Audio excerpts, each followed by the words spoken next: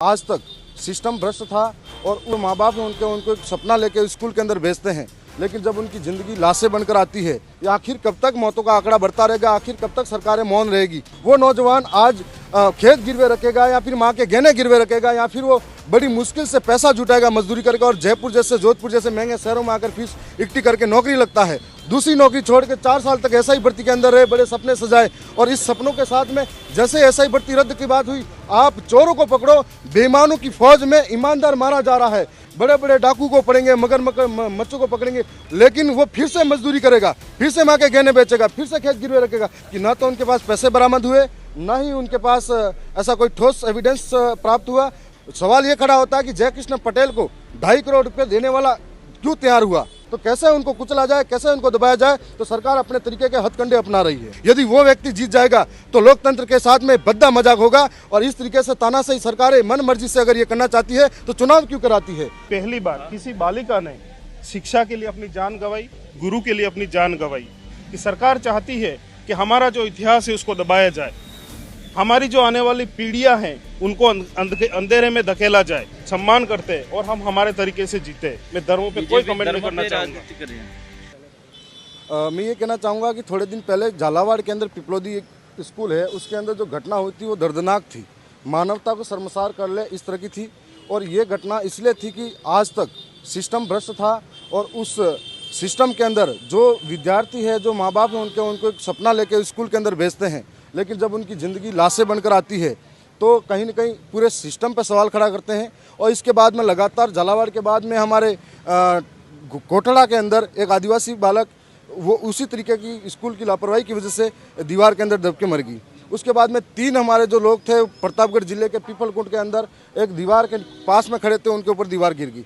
आखिर कब तक मौतों का आंकड़ा बढ़ता रहेगा, आखिर कब तक सरकारें मौन रहेगी, आखिर कब तक जो सरकारी भवन हैं वो जर्जर हालात में होंगे, उनको कौन क्यों नहीं सुधार पा रहा है। तो इस तरह से ज़िंदगी जान गंवाते रहेंगे और देश का जो भविष्य है, आने वाला कल है, वो कब तक इन भ्रष्ट सिस्टम के मलबों में दबता रहेगा। इसलिए हमारी सरकार के सामने ये विरोध है कि आप इन जो तमाम सरकारी जो भवन हैं उनकी जर्जर स्थिति उनको ठीक किया जाए। हमको आलीशान भवन देने से कोई फायदा नहीं है। हमारे लोग अगर सुरक्षित नहीं है, आने वाली पीढ़ी सुरक्षित नहीं है, तो हम सुरक्षित नहीं महसूस कर सकते। इसके साथ साथ में ये जो हमारे विधायक जी और भी बताएंगे, और भी कई तरह के विरोध लेके आए हैं। एसआई भर्ती जिस तरह रद्द की बात भी की देख रहे हैं, मैं एसआई भर्ती के अंदर माननीय हाईकोर्ट के फैसले पर मैं सहमत हूं, लेकिन एक बात और कहना चाहूँगा, मेरे इलाके के अंदर जो नौजवान पढ़ते हैं वो नौजवान आज खेत गिरवे रखेगा या फिर माँ के गहने गिरवे रखेगा या फिर वो बड़ी मुश्किल से पैसा जुटाएगा मजदूरी करके और जयपुर जैसे जोधपुर जैसे महंगे शहरों में आकर फीस इकट्ठी करके नौकरी लगता है। और मेरे यहाँ पर ऐसे 3-4 नौजवान हैं जो दूसरी नौकरी छोड़ के 4 साल तक एसआई भर्ती के अंदर रहे, बड़े सपने सजाए और इस सपनों के साथ में जैसे एसआई भर्ती रद्द की बात हुई, आप चोरों को पकड़ो, बेईमानों की फौज में ईमानदार मारा जा रहा है। और बेईमानों को क्यों नहीं पकड़ पा रहे हो, आप बयान देते हो, उलझुल बयान होते रहते हैं, लेकिन आखिर बड़े बड़े डाकू को पकड़ेंगे, मच्छों को पकड़ेंगे, उसका असर जिसने मेहनत की है उसके ऊपर पड़ेगा। लोग कहते हैं कि ये तो फिर से तैयारी कर लेगा, काबिल होगा, लेकिन वो फिर से मजदूरी करेगा, फिर से माँ के गहने बेचेगा, फिर से खेत गिरवे रखेगा, फिर से उसी लाइन में खड़ा रहेगा। आखिर उनके साथ अन्याय नहीं होना चाहिए, जो गलत है उनको सजा मिलनी चाहिए। जयकृष्ण पटेल के साथ जो आरोप लगे थे, आज वो जमानत पर बाहर हैं और सरकार और कोर्ट ये मानती है कि न तो उनके पास पैसे बरामद हुए, न ही उनके पास ऐसा कोई ठोस एविडेंस प्राप्त हुआ, न ही सवालों के बारे में मैंने जब विधानसभा के अंदर प्रश्न शाखा में पूछा था तो उन्होंने बताया कि कोई भी सवाल उठाने के लिए कोई पत्र नहीं लिखा गया है। सवाल ये खड़ा होता है कि जयकृष्ण पटेल को 2.5 करोड़ रुपये देने वाला क्यों तैयार हुआ। क्या वो बहुत बड़ा भ्रष्टाचारी था? सुना है वो भाजपा का प्रत्याशी था और ये भी सुना है कि पहले अखबारों में भी बहुत बार आया कि वो करोड़ों पैसा उसके पास बड़ी बड़ी अनलीगल माइनिंग है। तो सरकार ऐसे लोगों पर क्यों कार्रवाई नहीं करना चाहती? यहाँ तो सरकार की मिली भगत से ऐसे लोग पनपते हैं जो ईमानदार लोगों को आज जेलों के अंदर डालते हैं। और मैं ये भी मानता हूँ कि राजस्थान के अंदर तीसरी सबसे बड़ी पार्टी बीजेपी है और बीजेपी का आज जो कद बढ़ रहा है और उसका वर्चस्व दक्षिणी राजस्थान के साथ साथ में गुजरात, मध्य प्रदेश, महाराष्ट्र के अंदर भी बढ़ता नजर आ रहा है। तो कैसे उनको कुचला जाए, कैसे उनको दबाया जाए, तो सरकार अपने तरीके के हथकंडे अपना रही है। मैं ये मानता हूँ कि लोकतंत्र के ऊपर खतरा है।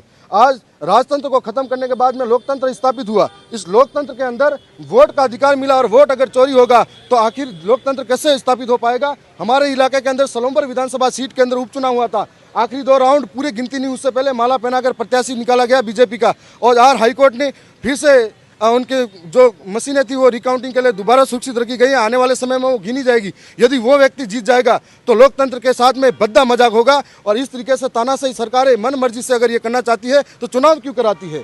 और इस तरीके से आज आम आदमी के साथ में अन्याय है, अत्याचार है, जो गलत है। सबसे पहले तो आपके चैनल को मैं धन्यवाद करना चाहूँगा, जोहार करना चाहूँगा। जैसे कि आप देख रहे हो, भारत के इतिहास में आपने देखा होगा कि पहली बार किसी बालिका ने शिक्षा के लिए अपनी जान गंवाई, गुरु के लिए अपनी जान गंवाई। और ये जो इतिहास है, मेरी जो विधानसभा 84 का इतिहास है, और हमारे जो बच्चियां हैं, कालीबाई का जो इतिहास है उसको देख करके आगे बढ़ रही है। और दक्षिणी राजस्थान में हम आदिवासियों की जब बात करते हैं तो सरकार की मंशा साफ दर्शाई जा रही है कि सरकार चाहती है कि हमारा जो इतिहास है उसको दबाया जाए, हमारी जो आने वाली पीढ़ियां हैं उनको अंधेरे में धकेला जाए। तो हम चाह रहे हैं कि हमारे इतिहास को जो इस हिंदी के पाठ्यक्रम से हटाए, उस पाठ्यक्रम को वापस पुनः उस पाठ्यक्रम को जोड़ा जाए। और हमारे अगर सरकार इस बात को, हमारी जो बात उस बात को अमल नहीं करती है और इस पाठ्यक्रम को वापस नहीं जोड़ती है तो दक्षिणी राजस्थान में इस शिक्षा की देवी के लिए क्या उबाल आता है, आप आने वाले समय में उस उबाल को देखोगे। आंतर पे मैं नहीं जाना चाहूँगा। हम इंसानियत पर जीने वाले लोग हैं, प्रकृति पूजक लोग हैं और सभी धर्मों की हम सम्मान करते हैं और हम हमारे तरीके से जीते हैं। मैं धर्मों पे कोई कमेंट नहीं करना चाहूँगा।